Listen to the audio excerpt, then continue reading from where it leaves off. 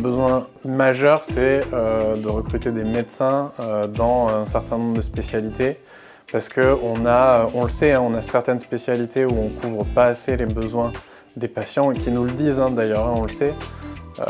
Soit on n'a pas suffisamment d'offres, soit on a de l'offre, mais elle est en nombre insuffisant et donc avec des délais pour accéder à des rendez-vous qui sont trop importants. Donc pour le coup, on propose un certain nombre de choses comme la maison des hospitaliers qui permet de prendre soin de la qualité de vie au travail de nos salariés. Et ça, c'est quelque chose qui est aujourd'hui recherché en termes d'attractivité.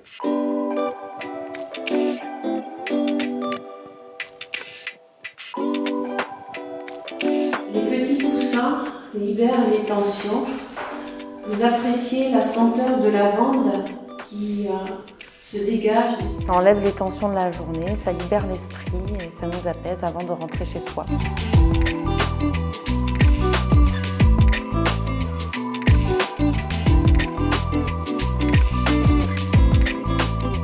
Il y avait une maison qui était à vendre dans l'enceinte du parc immobilier de l'hôpital.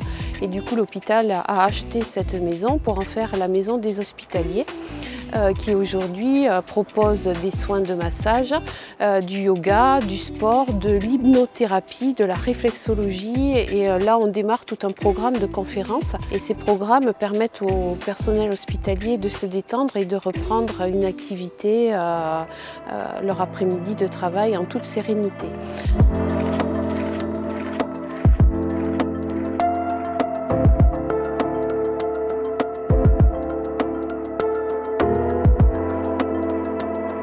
Chez les soignants, il y a beaucoup de stress, de fatigue.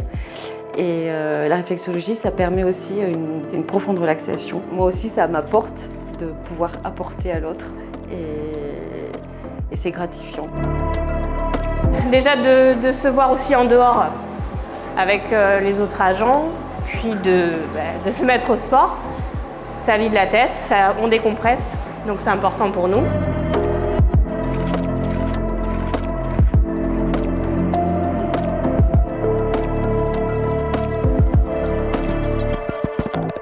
Un pilier sociétal, social, c'est-à-dire qu'on va essayer de prendre soin de nos soignants. Un pilier économique, pour avoir des achats plus responsables, faire des investissements plus durables dans le temps et moins générateurs de dépenses énergétiques par exemple.